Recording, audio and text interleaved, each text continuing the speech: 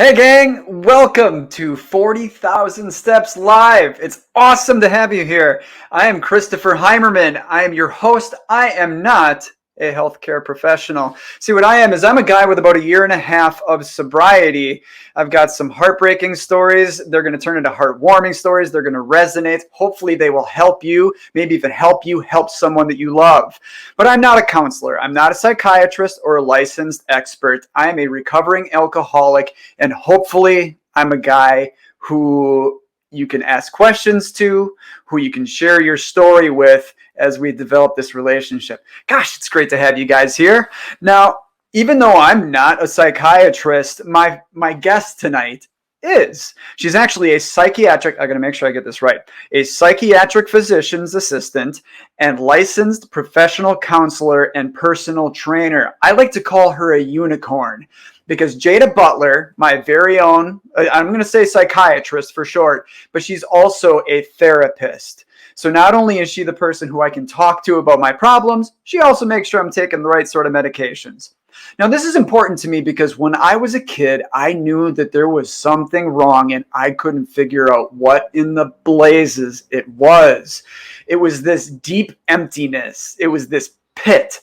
And I couldn't figure out why it was going on. I was afraid to talk about it. I was worried about being perceived as weak or broken. And so I sat in it for a very long time. We're going to dig into that. This is our brand spanking new inaugural show, 40,000 Steps Live. It's also going to be a podcast. You're going to be able to find it on Spotify and other places. But for tonight, we are live and we're going to be right back in a moment. It's a beautiful night for a run, so let's lace them up. It's 40,000 Steps Live.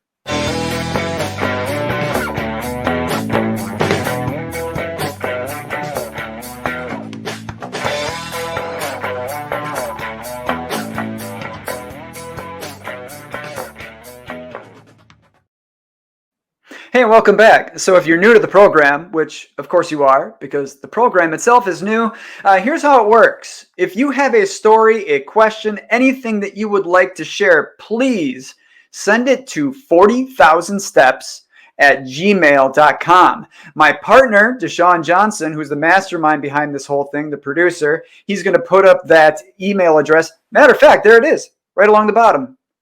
Very cool. Oh, here, let me follow it this way. There we go. So you can remain anonymous. You can share your name, whatever you want to do. But when we get to the next block, which is the I Hear You segment, we're going to answer some questions live right here on the air. Let me tell you about my story. Now, I really started feeling this infinite sadness somewhere around like the time when I was listening to Melancholy and the Infinite Sadness by the Smashing Pumpkins. I'd be holed up in my room. I was off in my own world, afraid to go out. I loved sports and I didn't sign up for them because I couldn't put myself out there.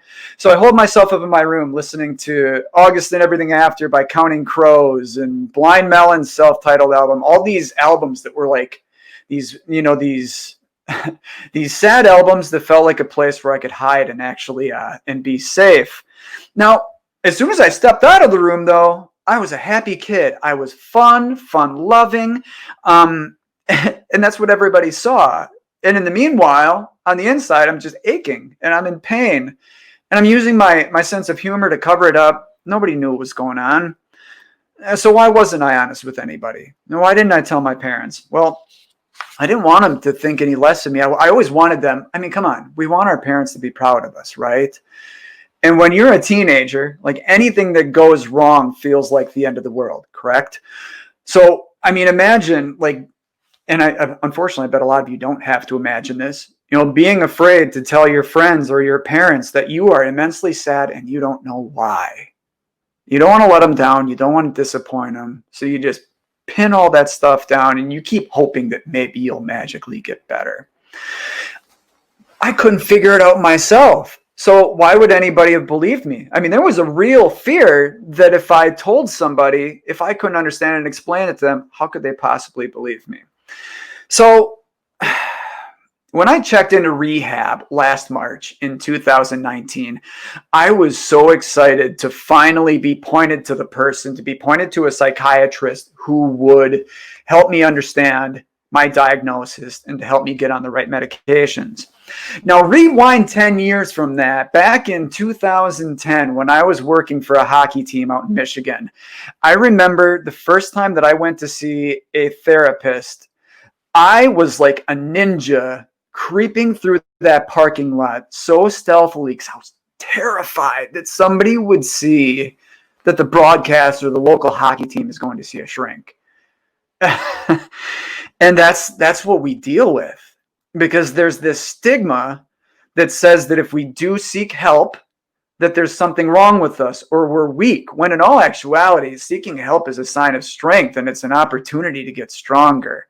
But it's hard to get through to that. And again, that's why I'm so pumped that Jada is here to talk with us tonight so we can take an absolute sledgehammer to that stigma stuff. So I'm in treatment, and the nurse finally shares with me that she too had mental illness and that was the root of her problem when she became an addict.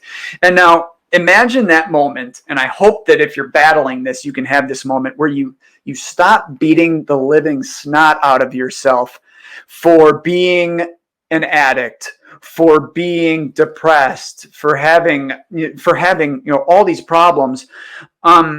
When if you can control the root of the problem, you can beat this thing. But there's this realization that it's like, oh, I didn't necessarily do this. I didn't ask to have my brain be this way. It was the way that I was made. So there's this stigma, right? We all know somebody who, we're all affected by cancer. We all know somebody who's had it, somebody who's close to somebody. Well, I mean, can you imagine how inappropriate it'd be if someone judged a cancer patient or survivor, if they thought of them as a lesser person because they got sick?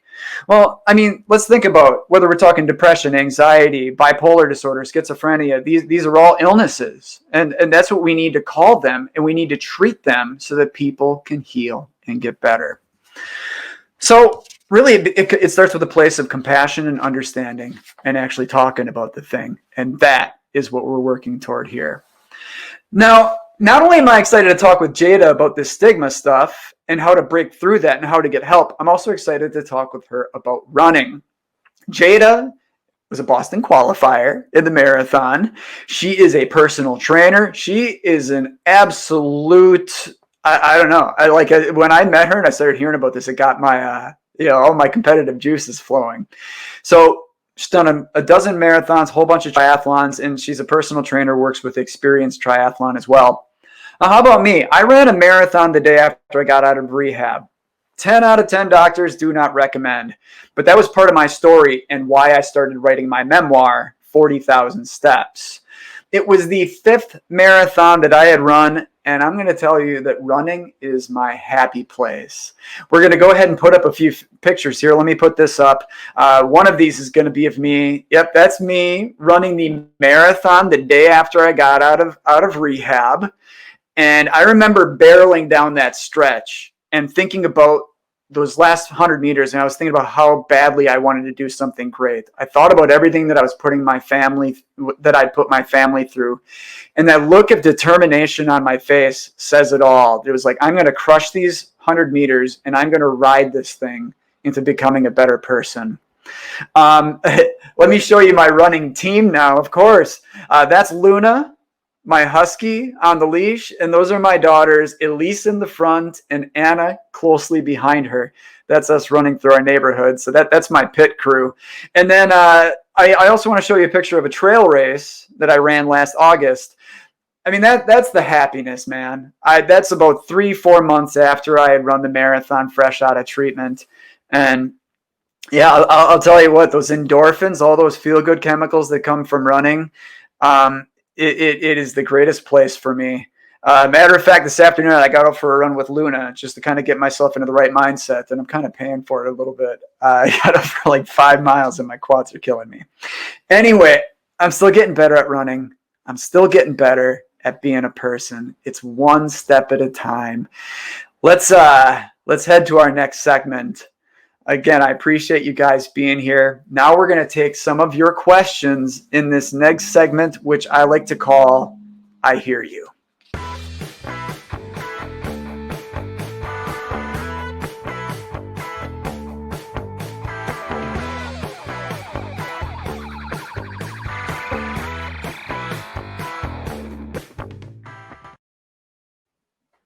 Hey, welcome in, guys. As promised, this is America's favorite game. It's called I Hear You. The rules, super simple. Super simple. Don't even write them down. If you send us a question to 40,000 steps at gmail.com and we answer it on the air, you get 40,000. All right, yeah, you get 40,000 points. Yeah, here, let me do the math. Everybody who sends in a question gets 40,000 points. So everybody wins. The more you guys reach out and pick my brain and use my experience, again, not a licensed professional, but I've been through a lot of this stuff and I'm an open book. So give me the opportunity to hear what you have to say. And if nothing else, you know what? Even if I say, man, that's tough. And I love that you shared. And this is a safe place for you to bring that up. And I'm going to do my best to give you my 2 cents. So send us those questions. Send us your stories. You know, if you are celebrating an anniversary, again, you don't have to put your name on it. You can be anonymous, but go ahead and send us a message and tell us what you're proud of. And we will absolutely blast that out there. We need to celebrate each other. So I got one question right out of the chute. This one comes from Izzy. Izzy says, my brother drinks too much and he keeps trying to get sober. Now, I know he battles depression too, but he shuts me out whenever I bring it up. So what do I do? Well, this is good. So I mean, it sounds like Izzy's brother is trying, maybe failing to stay sober. I don't know. I don't want to make guesses here, but he knows that he needs to address that problem, right? Now, not knowing her brother, my knee-jerk reaction to the fact that he doesn't want to talk about his depression, I mean, it kind of goes back to what I was saying before, that when I realized that my depression and anxiety were a root of my drinking problem, I was able to get on the right meds, see a therapist regularly, and attack that root, which at that point, I wasn't healed. I mean, I'm never going to be healed, right? I'm always going to have this addiction. It's how my brain is wired. If I had one drink, things would go very, very poorly. But we need to set ourselves up with all the tools for success we can get. And one of those things for me was addressing the mental illness. That helps everything else go. So with Izzy's brother, I mean, what it screams to me is that he knows that he has some unresolved problems, whether it be PTSD, trauma, or if it's just flat out that he's like me, where, you know, he grew up anxious and depressed, or at any point that something changed, if he got hurt, that needs addressing. So what do you do, right? I think there's sort of this ongoing mantra that I'll give you, that what's always a good idea is to create opportunities for a conversation and to come at those conversations from a place of love and support. You know, so if Izzy is, you know, trying to talk to her brother about, you know, trying to get him to speak up, you know, letting him know that, you know, she genuinely cares about him, and I mean, maybe she can share some of the stuff from this show, in that breaking through that stigma and knowing that if you get help, you know, that your life is going to improve. The beautiful thing about talking to a therapist or going to a psychiatrist is this is an objective person who is there to help you find solutions. They're like exclusively there to help you get better. And nothing that you say in that room leaves that room. So maybe these are some of the things that Izzy can share with her brother, is to give him a better scope of there are no downsides to going and seeing a therapist. I mean, hey, check with your insurance first. I should backpedal and say check with your insurance to make sure that it's covered, or that you know what you're going to be paying for that session. And I think Jada is going to point that out here in a little bit when we bring her into the program. But apart from, you know, financial investment, that is between you and your therapist. And I think that only good things can happen by talking about them. Because if we don't talk about these issues that we've got bottled up, they fester and they get nasty and they create more problems, like For me, a drinking problem. So I hope that helps, Izzy. And Izzy, thank you so much for reaching out.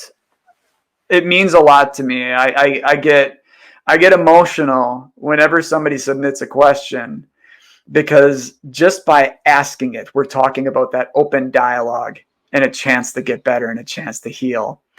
So that is the one question that I saw coming in.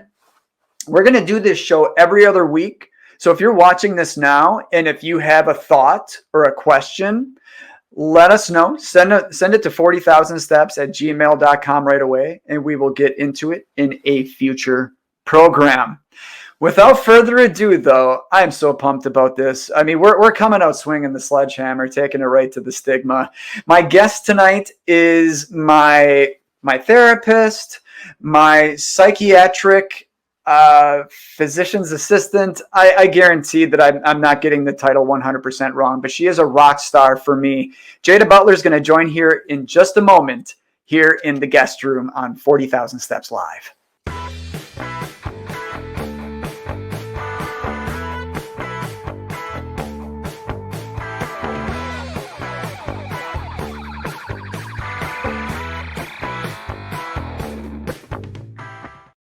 So when you get out of treatment or as you're heading out, they set you up with therapists, psychiatrists, everybody sort of your program. You know, a lot of people coming out, they do outpatient, but one thing that they make sure that you do when you go out is you have the right professionals to talk to.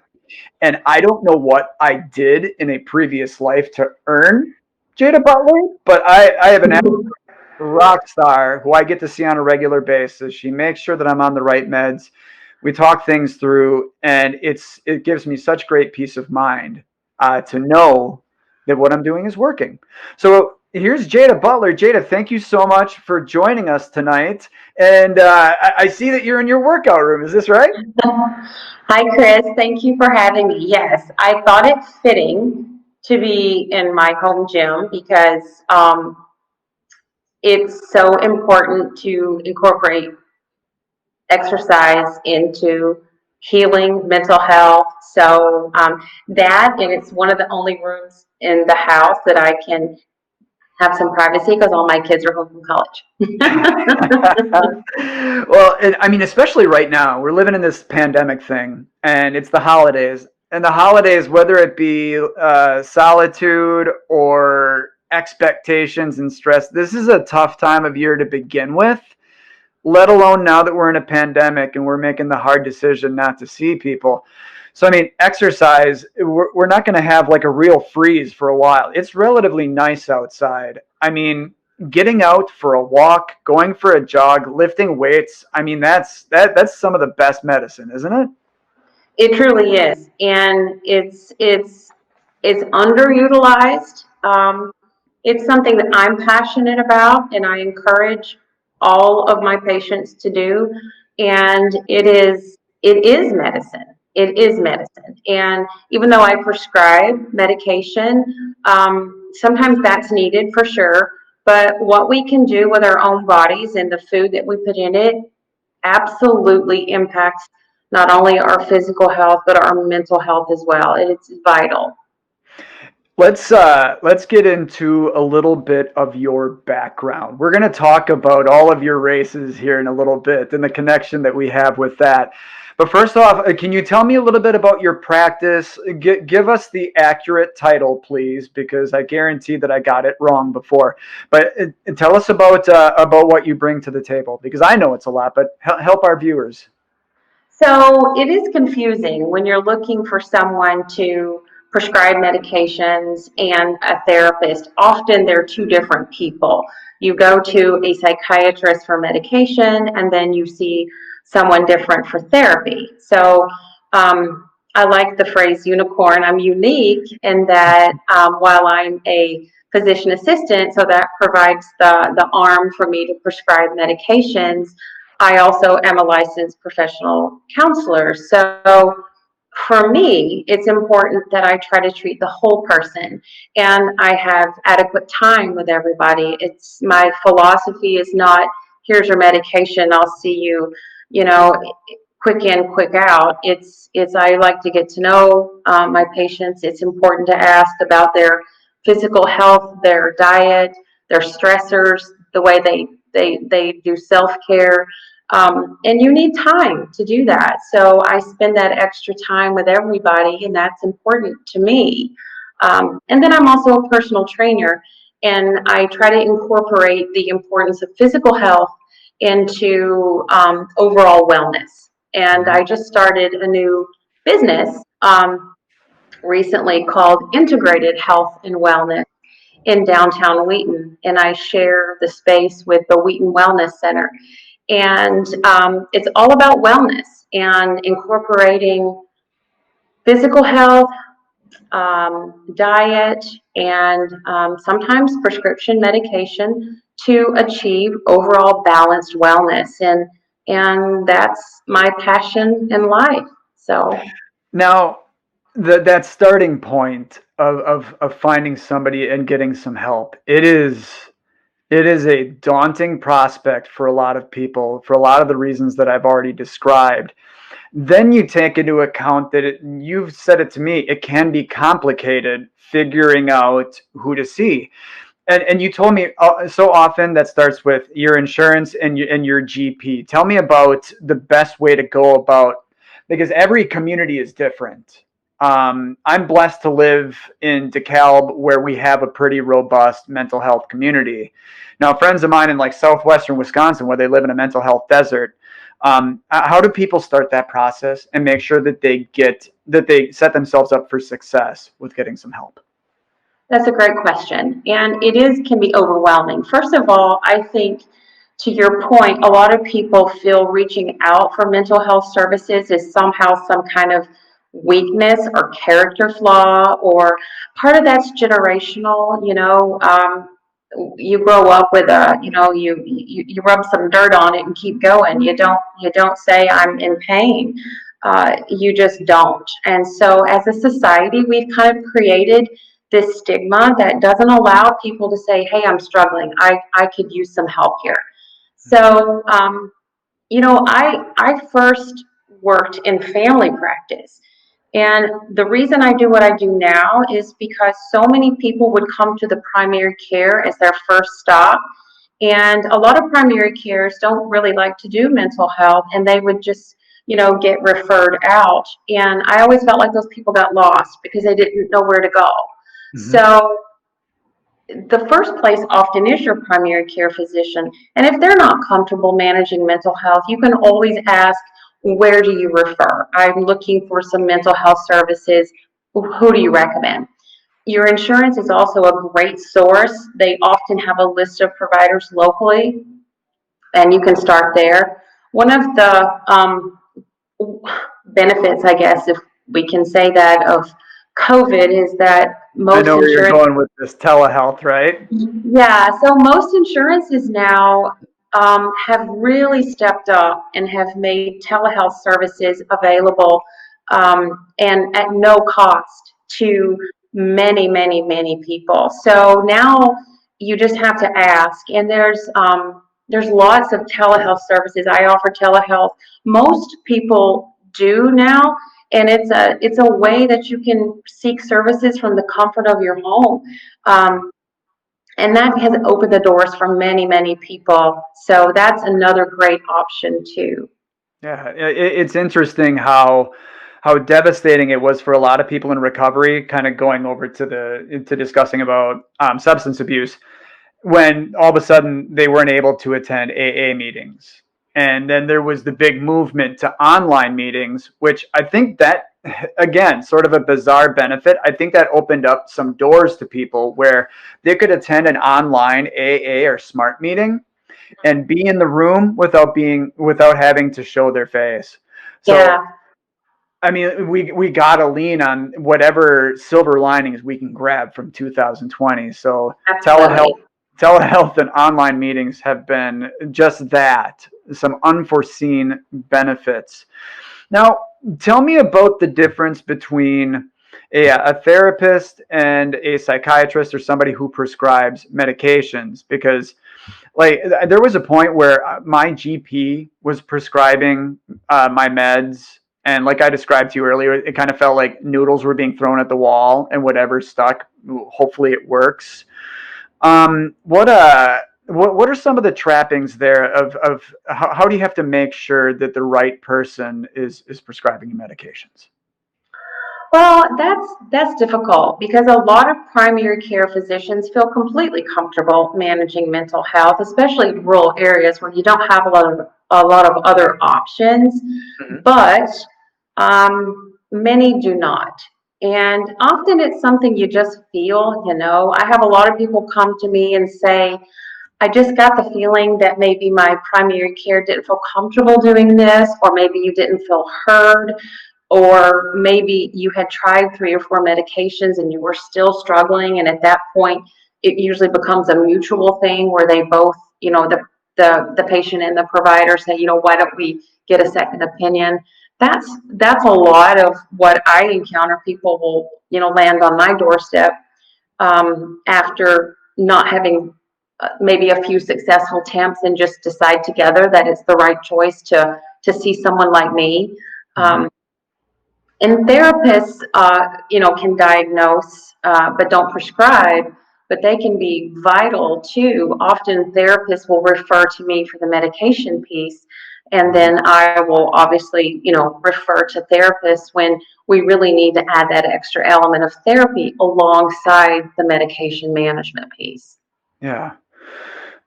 Shifting gears here a little bit. I remember it was around this time last year that I had come in for an appointment, and we were talking about backing off on my meds, or at least I was, because I figured things are going so great. Can we down? And he said, "Whoa, whoa, whoa, whoa, whoa! It's the holidays. We're going to be seeing less sunlight. Let's hold off until the spring." Um, I mean, and now we're living in a pandemic. How do you handle this with your patients? What advice can you give to people in terms of self-preservation at this time? This is a really difficult time. I'm seeing people that have been okay struggle. I'm completely, full with patients that are seeking services for the very first time ever in their life. It's a difficult time. It's stress all around. It's just compounded stress. And what makes it difficult is we don't really know when it's going to end. Most people can handle a finite amount of pain or suffering. They know, okay, fine, I gotta suffer for 6 weeks. I can do this. When it's ongoing and unrelenting and compounded, and there's no potential end in sight, we start to become discouraged. So the holidays can add another layer of stress for some. A lot of people struggle with social anxiety. They get nervous being around family or crowds, and often, especially for people struggling with addictions, there's often a lot of alcohol or substances in family gatherings, and that can be really, really, really frustrating and very hard for many people. So, in general, the winter time is an uptick of depression and anxiety and substance use. The gray days do not help. I do recommend all of my patients, and anybody who's ever seen me know I'm going to ask 2 things. What are you doing to move your body every day? And are you taking your Hmm. vitamin D? And tell me about your diet. So, taking vitamin D is important during the winter months. Making sure you have self-care, you said self-preservation. You have to know what your self-care looks like, and you have to practice it every day. The stress is going to be there, so you have to have a way to identify what those stressors are and come up with strategies so that you feel effective as you move through the day. And it's easy to reach for a glass of wine at the end of the day because you're anxious or stressed out. But what I encourage my patients to do is, reach for your tennis shoes, go for a walk.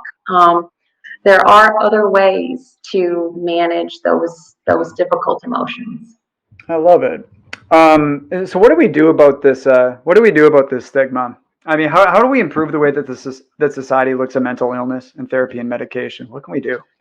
That's going to take a while. I think that, people like you, people like me who try to make it as welcoming as possible. I can't tell you the number of people that come in to see me and they're terrified. And they say at the end of that, I was so scared to come in and see you, and I'm so glad that I did. And I think that we have to tell people, just like what you said, you wouldn't belittle someone for having cancer. Mental illness is stigmatized because we think we have control over it. And if you are suffering with depression and anxiety, then something's wrong with you. But we wouldn't say that to someone with a broken leg or someone with diabetes. We would say you should go get that fixed. And the last time I checked, my head was attached to my body. So it's an organ too, and it sometimes needs some assistance when it's not functioning properly. So we just need to change the way we look at it. We are whole beings, and we need to approach our mental health and wellness just the same way that we attack and approach our physical health and wellness. I am really sorry if I was distracting just now.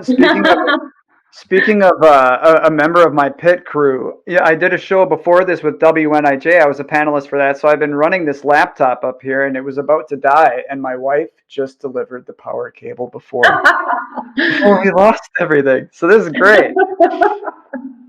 Hey, specifically, and before we get away from that, one of the things I got the chance to share with the panel on there was, you talk about exercise and the different things that we can do to make our brains healthy. What I want people to do during these holidays is to check in on each other, and I remember when we used to call people on the phone, how novel that was, and how it made you feel when you heard the voice of somebody who you care about. Yeah. I think that's some really, really important medicine that we can take during these holidays to buoy our spirits. And one of my biggest failings when I was trying to get sober was I would not pick up the call and tell people when I was upset. But I can speak from experience that now I do, and I will be in a pit of depression. I will call my friend Natalie, or I will call somebody who is like-minded. And by the time I get off the phone, I'm just like, I'm a different person. So I think being proactive in contacting people is going to be clutch this holiday season. Toxic masculinity. What do we do specifically about that? I mean, it's just, I feel like I'm kind of asking the same question where it's this rub some dirt on it.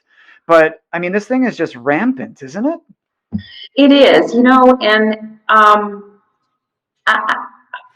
I don't know what we do about it except that we keep having conversations and we keep saying that it's okay. I think we have to make it okay, especially for men and young boys, to say, I feel something, anything. We have to make it okay that they can express themselves with sadness, just like they can with, celebrating a touchdown on the football field. We celebrate those joys and those highs, but we also need to lift up when they are hurting and in pain. And I think it's just being that compassionate, loving, kind place as parents, as people, as friends, to give permission to have a whole array of emotions and to be able to express that, and it be okay. And I think we're getting better as a society. I think we're moving in that direction, little by little. And I think that part of it is our jobs as parents to raise our boys like we do our girls, in that we give them permission to have those big emotions and embrace and celebrate that. Yeah, that's beautiful. Um, well, some of my girls' favorite activities is wrestling. Well, with me, and they're very much looking forward to playing some backyard football on Thanksgiving Day. So, yeah, but I love being a stay-at-home dad. It's one of the greatest things, one of the greatest opportunities that I got. And another silver lining from the pandemic was that I was laid off and forced to be home. And It was easier for me to embrace it than it might be for some, but it truly, like, when I really, like, took the hit to my pride being laid off and I moved through it and I embraced this opportunity to be a stay-at-home dad, it's priceless. What do you say we talk about racing a little bit, huh? Awesome. Yeah. So you're a Boston qualifier. You got a dozen marathons, and we're going to show some pictures here. And can you help us out by sharing with us where these pictures were taken? I think we've got one of you on the cycle. Here we go. Where was that one? That was Ironman, Wisconsin, 2013, I think. How'd you do? I did better than the year before, and Yeah, we talk about incremental gains. You talk about how we're getting better about toxic masculinity. It's the same thing with fitness. It's like as long as you're trending in the right direction, right? yeah, exactly. Yeah, that was a fun. That was a fun Ironman course for sure. We also have one of you approaching the finish line. Where was this? That was the Fox Valley Marathon. That is actually me with my two rabbits for the race, were my good friends Carrie Bear and my husband Russ. They were pacing me, and that was the first time I actually ran a Boston qualifying run. But it was, if you can see, it was like right at the cutoff. It was 3:52, so I made it, but it wasn't quite good enough. So I had to do it again the next year and shave off some Yeah, no. time. What was the cutoff? Was it 350?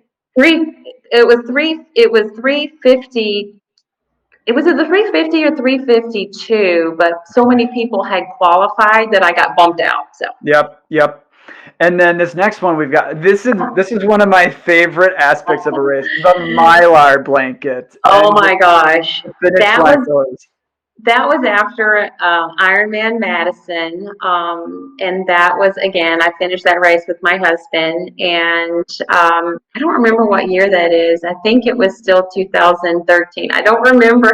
Um, I've done three in Madison, so they kind of run together, but I think that was 2013, and there is nothing better than the finish line of an Ironman race. Nothing. Yeah. It's Um, it's up there.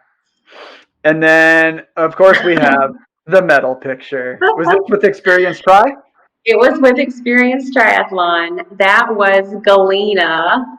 That I actually tied for, I think it was third place for my age group that year. And yeah, I think I'm still wearing my bike shorts under those pants, so you can see like this really attractive line across my leg. I did notice that, and I was going to bring it up. So, um, tell me, you work with Experience Triathlon. Tell me about your role with them. What you do for them. Sure. I am a coach for Experience Triathlon. Coach Joe has been my personal coach for about 10 years. He and Coach Susie are probably the best people on earth, and they have been wonderful coaches for me and mentors in my life, personally and professionally. And I am a coach for them, and I also am a strength coach. So I do a virtual strength class every week. Very cool. Now, that's Joe Lepresto and Susie Sarah, correct? Yes. And they were actually Experienced Triathlon was a client of mine when I worked for Running Awards and Apparel, and I totally agree with you. I loved working with Joe and Susie. So whether you're working with kids or you're training somebody or you're talking to somebody in your office, somebody who you will be working with to help them with prescribing medicine, etc. Compare and contrast those things. Training somebody for athletics and trying to train somebody to get better, to better enjoy their life. To me, they're parallel, and I'll tell you why. So I've been an athlete all my life, and it wasn't until I actually started training for Ironman that I actually saw how training for a race brought unprecedented gains in my personal life. It was through training and breaking through preconceived notions of what I thought I could do, and then I would go out and do it, and I'd be like, "What? What? I just ran like 20 miles." I mean, everything that I thought was my limit, I broke that limit of what I thought I could do. And so doing that on a training course or on a race course made me then start to ask, what can I do in my personal life, professional life, that I thought were once limiting concepts to me. Starting my own business was something I never, ever thought I could have done. And I think it was because of the gains and the struggles, training, that allowed me to start to move into new spaces in my personal and professional life. And it allowed me to understand the transformative power of exercise and being moving pieces in our lives for big things, whether it's personal or professional. We hold ourselves, we limit what we can do. Sometimes we have to break a barrier, like on a run or a swim or a bike, where we go, wow, how else am I holding myself back just because of my preconceived notions of limitation? And that, to me, that's why I think they're the same. And sometimes I'll use physical training as a way to say, see, so you didn't think you could do it and now you did. What else in your life do you think you can't do? Let's challenge that. Let's challenge that now. So you take you get people to take little bites, and the next thing you know, they're at the buffet. I love it. And they're like, oh my gosh, how'd I get here? And I'm like, well, I'll tell you how you got there. So you said, what if? And there you go. That's it. Every great is fine. As a journalist, I always preach to my reporters, the best stories always begin with "I wonder" or "what if," setting out with that sort of curiosity. Well, Jada, you promised that you were going to give us some reps before we sign off here, right? Are you still doing that? I'm going to do you. What am I giving you? So some reps. I mean, we see the weights set in the back. I am so not. So it's just a prop. All right, that's fair. Hey, I cannot possibly thank you enough for coming on here. The opportunity to address stigma, to attack it, and try to create a space for people to love themselves and to grow and heal. It's been an absolute pleasure having you on. Thank you so much. You're doing a wonderful thing. You keep it up. And I will see you soon. I will see you soon. All right, gang. Well, let's take a moment to reflect here. It's been a fantastic show, and I think by and large, the best thing that we can come away with tonight is that we need to talk to each other. We cannot assume that people don't know what we're going through. We cannot assume that people are going to think of us differently when we bare our souls and when we ask for help. Every time that I have asked for help, I have grown, I have become better. Oftentimes I've healed and I've realized my potential. Grab onto some of that, man. Even if it's us with the program that can help you, send us an email to 40,000steps@gmail.com. And if you've got a question, if you have something to celebrate, share that with us. We'll feature it in an upcoming program. Our next show is going to be a lot of fun. I'm going to be bringing on the happiest man on earth. Bobby Greenia owns Champions Pub, which was kind of my home away from my apartment during college. And we're going to talk about the role of the bartender and the bar owner, because I have to believe that it is not an easy role, especially if you're as awesome of a guy as Bobby is. And you see firsthand people who can handle their alcohol, which a lot of people can. Props, man. I wish I was one of you. And people who can't. So we're going to get into that and so much more. Guys, take care of one another. Reach out to each other. Reach out to people who you don't know whether they need help. And reach out to the people who you know need help. And if you yourself need help, pick up the phone and call only good things can happen. Folks, remember, when it feels like everything's coming apart around us, right here, we're coming together. Love you all very much. It's been 40,000 Steps Live. We will see you very soon.